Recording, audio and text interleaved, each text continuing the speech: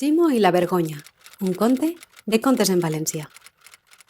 Hi havia una vegada un ratolinet anomenat Ximo. Ximo podia inventar-se milions de contes, xutar la pilota més lluny que ningú i aguantar la respiració baix de l'aigua més de 30 segons. Però ningú no ho sabia, perquè era molt tímid i no s'atrevia mai a parlar amb cap altre ratolinet. Ximo vivia a una gran ciutat i cada vesprada eixia a fer una passejada. Mentre passejava, veia els altres ratolins jugant a pilota, patinant sobre gel i menjant pastissos i gelats mentre reien amb els seus amics. Ximo tenia una miqueta d'enveja. Aquelles vides pareixien molt més divertides que la seua.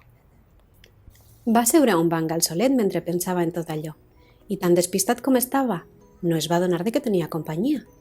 Al costat se li havia assegut una ratolineta, Lili, i al sentir-lo sospirar, li va preguntar què li passava. A l'escoltar aquella veu, Ximo va notar molta calor i molt de fred alhora, i les galtes se li van posar de color roig molt fosc. Va estar a punt d'eixir corrents, però va fer l'esforç de quedar-se, i quasi a mode d'experiment, va arrencar a parlar i li va explicar tot el que li passava.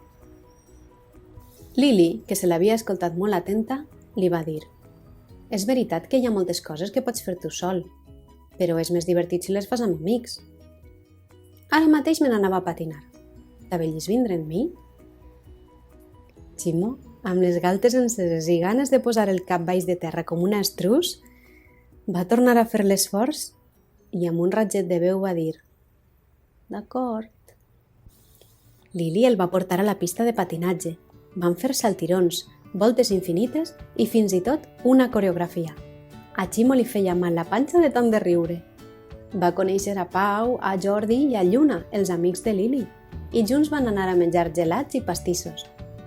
A Ximo ja no li cremaven les galtes, ni tenia ganes d'eixir corrents. Els va explicar molts contes i acudits. Els ratolinets no podien deixar de riure. Estaven encantats. Quan Ximo va tornar a casa, se'n va adonar de que havia aconseguit fer amics nous i s'ho havia passat millor que mai. Va decidir que a partir d'aleshores no tornaria a deixar que la vergonya decidira per ell. Va apagar la llum per anar-se'n a dormir i va somiar amb totes les coses divertides que podia fer amb els seus nous amics i totes les aventures que li quedaven per viure.